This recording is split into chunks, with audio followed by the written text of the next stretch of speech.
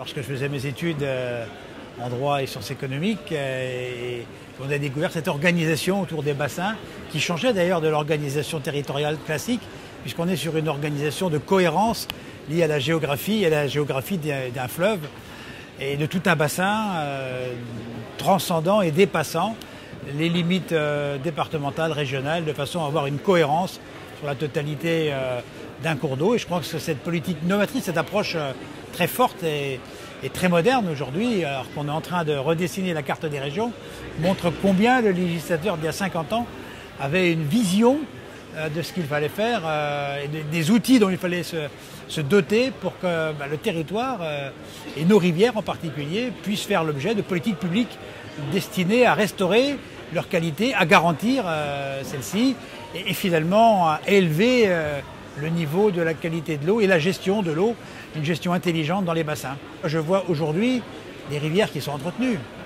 J'ai connu enfant des rivières qui étaient à l'abandon et j'ai vu ces écosystèmes se reconstituer, se recomposer autour de travaux, d'aménagements respectueux de l'environnement. Et puis il y a des réalisations symboliques, tout ce qu'on a fait autour de la gestion de l'eau sur nos territoires. Je vois en tant que maire, la réalisation la plus symbolique, c'est la station d'épuration de Vitry-François, qui est quand même un bel outil.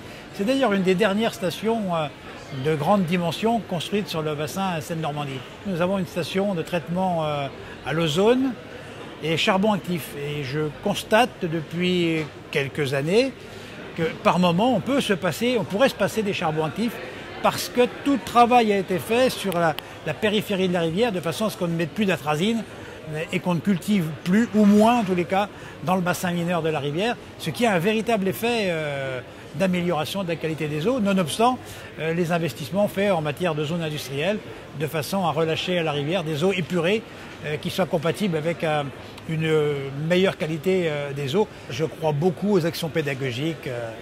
Je crois qu'en matière de prison, Victor Hugo a dit « Ouvrez une classe et vous fermerez une prison ». On peut s'inspirer de ce principe, il faut éduquer les enfants. Il faut éduquer toute la société, mais particulièrement une attention toute particulière pour les jeunes qui sont l'avenir du pays, de façon à ce que, grandissant, prenant des responsabilités, ils soient imprégnés de la nécessité d'avoir un milieu naturel préservé, de qualité, avec des eaux de qualité.